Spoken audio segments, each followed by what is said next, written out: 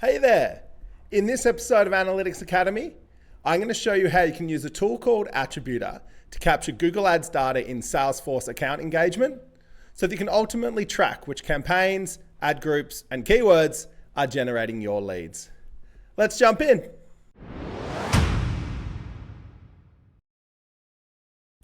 Attributor is a small bit of code you add to your website. When a visitor lands on your site, it detects where they came from and saves the data in a cookie. Then when they complete a form on your website, it writes the data into hidden fields in the form, and the data is captured by your form tool and can be sent to your CRM and other tools.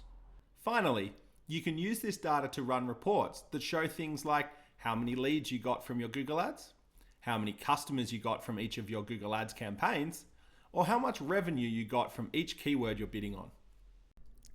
Now that you understand how it works, let's see how easy it is to set up. When you sign up for a free trial, you'll get given a bit of code to add to your website. Depending on what website builder you use, you should just be able to copy it, go to the settings section of your site, and paste it in. You can also use tools like Google Tag Manager to add it in as well. Now go to the settings section of Account Engagement, go to Prospect Fields, and select the button to add a new field.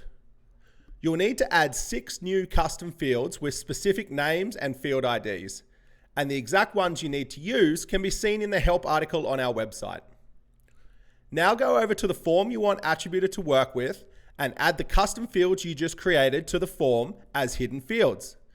It should ultimately end up looking a bit like this. That's it, you're done.